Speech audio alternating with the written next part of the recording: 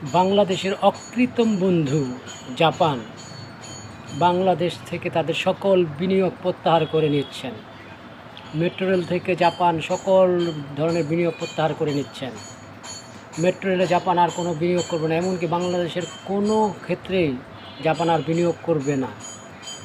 Japan সরকার doctor ইউনূসকে অবৈধ সরকার হিসাবে ঘোষণা করেছে এবং বলছে ডক্টর ইউনূস যতদিন ক্ষমতায় থাকবে, যতক্ষণ পর্যন্ত বাংলাদেশে বৈধ কোনো সরকার ক্ষমতায় আসে, ততদিন পর্যন্ত জাপান তাদের সকল বিনিয়োগ বন্ধ রাখবে।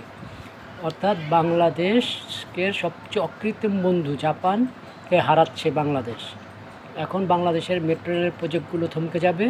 বাংলাদেশে জাপানের যে বিনিয়োগ ছিল, যেসব উন্নয়ন খাতে, সবগুলো উন্নয়ন খাত থমকে যাবে এবং জাপান যেই খাতগুলো থেকে সরে যাবে সেই খাতে পৃথিবীর অন্য কোনো দেশ বিনিয়োগ করবে এটা ভাবাও সম্ভব না। কারণ জাপানের মতো পরিচ্ছন্ন একটি দেশ, যে দেশ যদি কোনো বিনিয়োগ প্রত্যাহার করে নেয়, সেই ক্ষেত্রে সেই উন্নয়ন কাজে অন্য কোনো দেশ বিনিয়োগ করবে তা চিন্তা করাটা বোকামি।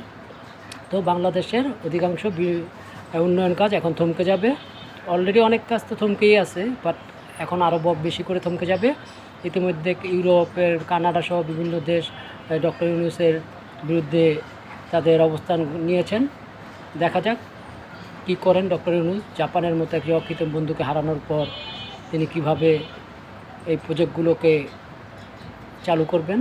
মনে হয় না তিনি চালু করতে পারবেন, কারণ তিনি তো ব্যবসা করতে এসেছেন। তিনি তার প্রতিষ্ঠানগুলোকে করমুক্ত করে দিয়ে তিনি লুটপাট করে তিনি পালিয়ে যাবেন। বাংলাদেশ ধ্বংস হয়ে যায়, তাতে তার কিচ্ছু যায় আসে না।